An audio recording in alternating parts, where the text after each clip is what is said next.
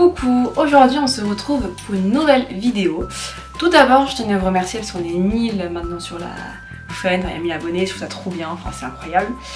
Et malgré tout je vais pas faire de vidéo spéciale parce qu'en plus c'est la rentrée, donc forcément j'ai une vidéo qui va avec vu que je rentre en master.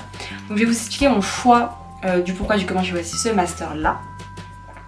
Et puis pour savoir ce que j'en pense au niveau du master, là je pense qu'il faudra plutôt attendre quand j'aurai fini ou du moins d'être au M2 parce que je pense qu'on peut pas forcément juger un master dès les 2 premières semaines. Sachant que je le fais en alternance, encore une fois si vous avez des questions par rapport à l'alternance haute, il y a toujours ma vidéo sur l'alternance qui existe sur ma chaîne, je vais vous la mettre quelque part par ici. Mais sachez que j'ai fait donc mon choix de master et je fais ma rentrée donc il y a 2 semaines. Attendez, je vais me relâcher les cheveux. Là. Et donc j'ai fait mon choix de classe il y a à peu près, mon choix il s'est fait à peu près vers juin-juillet parce que j'étais acceptée dans 2 écoles, bref vous allez vite comprendre tout ce long parcours pour faire le choix de mon master. Alors au début je vais vous dire ce que je voulais faire, donc soit un master CCA, soit un master finance d'entreprise, un master monnaie, banque, assurance, ou encore un master gestion du patrimoine. Il faut savoir que aussi un master contrôle de gestion, je ne vous ai pas cité. Ça se joue entre ces trois-là, le master CCA, le master gestion de patrimoine et le master contrôleur de gestion. Pour ceux qui ont l'habitude de faire de la comptabilité, vous savez qu'on nous dit tout le temps, le métier de l'avenir c'est le contrôle de gestion, bref, on nous en parle. Et moi finalement j'ai pas fait ce choix là, voilà. Je vous dis clairement, donc là je suis rentrée en master CCA. Je vais vous expliquer comment j'y suis arrivée. Et surtout pourquoi en fait j'ai fait ce choix là, c'est parce que le master CA restait le plus généraliste. Étant donné que je ne sais pas ce que je vais faire plus tard, même si j'arrive au master et qu'il me reste 2 ans, j'ai quand même la possibilité avec ce master là de pouvoir continuer sur un DSCG, donc un diplôme supérieur de comptabilité, parce qu'il valide le DCG, ce master là. J'ai trouvé ça très intéressant de me dire qu'il restait peut-être que 2 ou 3 UE à passer, donc c'est pas grand chose. Voilà, ça m'oblige à rester 1 an supplémentaire dans l'école où je suis actuellement. Après pour moi, là je fais 2 ans supplémentaires, c'est déjà beaucoup, et en ce moment je suis en alternance, qui a pour moi une vraie bouffée d'oxygène, surtout que je le fais dans la même entreprise où j'étais déjà, que j'adore. Donc heureusement que j'ai pas changé, mais vraiment là ces dernières années, et franchement c'est dur, le réveil de ce matin par exemple était très dur. Donc voilà, c'est compliqué. Mais il reste que 2 ans et c'est ce qu'on se dit un peu tous les jours, il reste que 2 ans, ça va passer vite. Donc on espère totalement. Alors grand 2, les concours que j'ai passés. Alors il y a eu des concours internet avec des entretiens pour les écoles de management. Il y a eu un concours qui a duré toute une journée pour une autre école de management.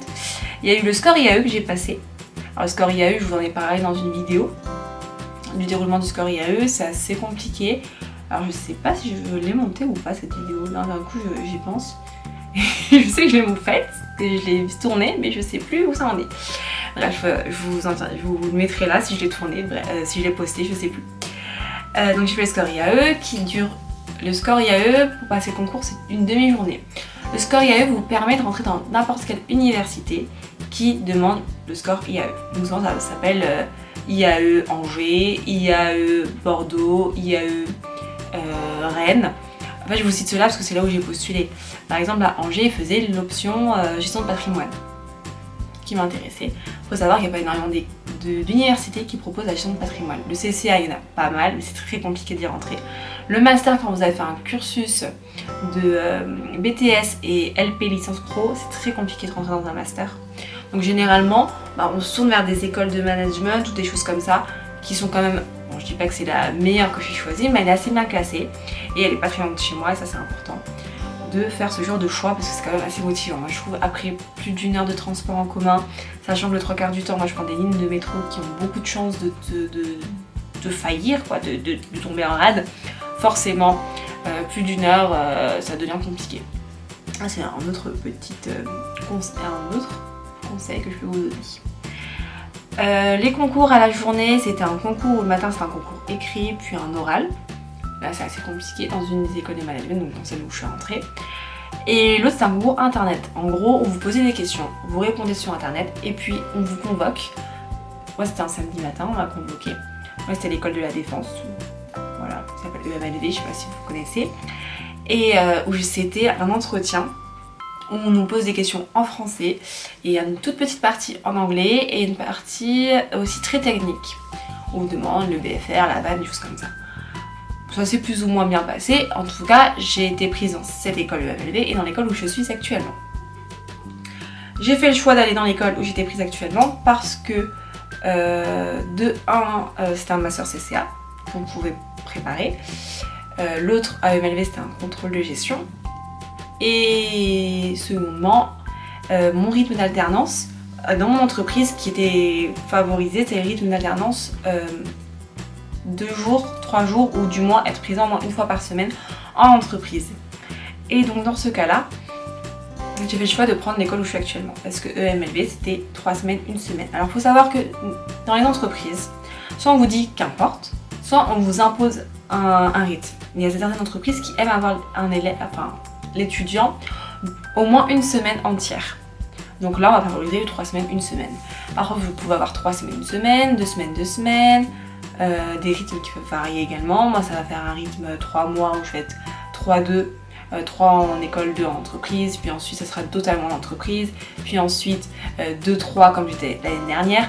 Bref, ça change tout le temps, mais généralement je suis au moins 1 fois présente par semaine en entreprise. Et ça c'est important, ça l'était pour ma tutrice, donc c'est pour ça que j'ai fait le choix de cette école là. Pour vous aiguiller un petit peu, j'ai fait un choix par rapport à plusieurs choses, parce que celle de la Défense, de chez moi, je prends un bus et un train, c'est à côté, clairement. J'y étais je pense en une demi-heure. Là j'y suis en 3/4 d'heure, 1 heure. Mais j'ai fait aussi ce choix là parce que c'était plus pratique. Donc aussi, il faut se rendre compte que quand on est en alternance, on a énormément de contraintes. Vous avez la contrainte de trouver une entreprise. Moi j'ai eu la chance d'en avoir une, même si j'ai un peu ramé, mais j'en avais une. Vous devez avoir donc l'école qui colle avec l'entreprise, trouver aussi l'école. C'est plein de choses très compliquées. Donc forcément, on est obligé de jongler entre les deux. Et quand ça match enfin, on est soulagé. Moi, c'est vrai que quand je suis partie en vacances, que je savais que j'avais tout, j'avais le SMIC jusque-là, j'avais mon contrat, j'avais les accords, je savais quand j'allais reprendre, je connaissais approximativement ma classe, avec qui j'allais être, à peu près le calendrier. Quand on connaît tout ça, on est assez rassuré parce que moi, je pourrais vous en parler ça longtemps, mais le supérieur, même au niveau depuis le collège, c'était une galère. À chaque fois pour trouver des écoles, on me disait oui, on me disait non. J'ai fait du privé, du public, j'ai alterné entre les deux, bref c'était un calvaire. Mais le plus important c'est que là je me dis je rentre enfin en M1, j'ai signé un contrat de 2 ans, parfois on peut vous faire signer un contrat d'1 an, donc après la fin du M1 ça vous force à re-signer un contrat pour le M2, à retrouver une entreprise. Et puis trouver l'école qui vous correspond aussi c'est important. Parce que l'école c'est très très compliqué, c'est un environnement où vous allez passer la moitié de votre temps là-bas. Il faut que vous y soyez bien, sinon c'est un calvaire. Les différentes difficultés, donc ce que je vous parlais par rapport au fait que ça matche entre école et entreprise. J'avais aussi la difficulté moi d'être en licence professionnelle, que je vous disais tout à l'heure, qui est très mal vue pour les universités. J'étais acceptée par une seule université. En monnaie, banque et assurance, pour vous dire. Après c'est à Nanterre, c'est pas très loin de chez moi encore une fois, je me dis en train ça va, faut prendre le bus, le train c'est pas très loin, mais c'est pas forcément ce que je voulais faire. Après, vraiment, le milieu de la banque et l'assurance, ça recrute, alors je vais vous situer un peu, mais dans les grandes tours de la Défense, c'est sûr que s'y connaître en banque ou assurance, ça peut aider. Moi j'ai fait le choix personnellement de rester en compta et en CCA, quelque chose de généraliste, parce que c'était ce qui me plaisait. Après, franchement, vous avez le choix et faut pas hésiter aussi à postuler. Ça, c'est mon conseil que je vous donnerai et n'hésitez pas à postuler. L'intérêt pourquoi j'ai choisi une école, c'est qu'elles étaient beaucoup plus ouvertes aussi. Moi, venant d'une licence pro, j'avais peu de chance d'être acceptée dans des universités, ça je le savais un petit peu en amont. J'avais la chance d'être acceptée quelque part, donc j'étais contente. C'était un peu mon plan B ou C, on va dire.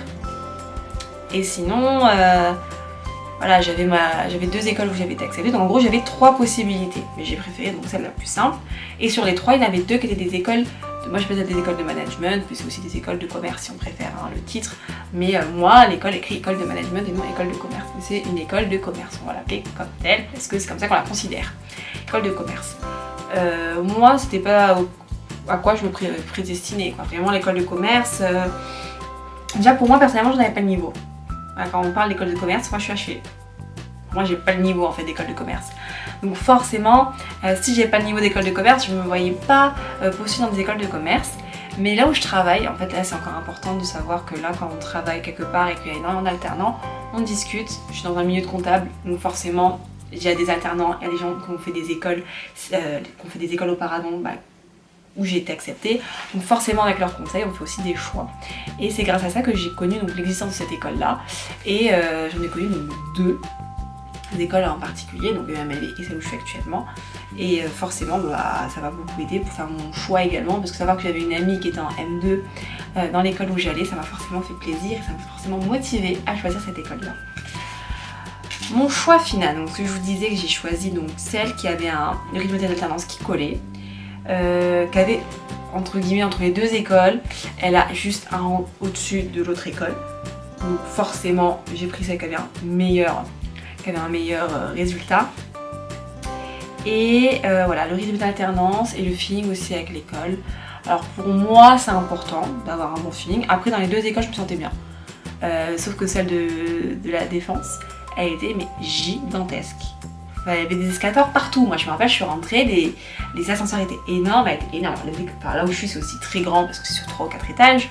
Mais là, c'était gigantesque. Vraiment gigantesque. Et quand on passe des entretiens, on est ultra nombreux. Et je dis ça, mais souvent c'est contradictoire parce que moi quand j'ai passé mon concours, l'école où je suis actuellement, on était beaucoup, mais on était plusieurs masters en fait, on passait les concours. Là c'était que le concours du contrôle de gestion. Quand j'ai passé ça à l'EMLV, il y avait un monde de fou. Je me disais 40 élèves, c'est pas possible. Sachez que maintenant je suis dans une classe de 42 élèves. Voilà, quand j'ai dit à mon amie qui est en M2, elle m'a dit nous on n'était que 28, hein, on n'était pas plus. Et moi je me dis 42 élèves, ils auraient pu ouvrir une 4ème classe, parce qu'à 3 classes à 42 élèves. C'est quand même assez énorme. Donc voilà. Donc pour finir, j'ai fait le choix d'un master CCA. Je vous ai dit pourquoi, parce que le rythme, la possibilité d'être encore très généraliste.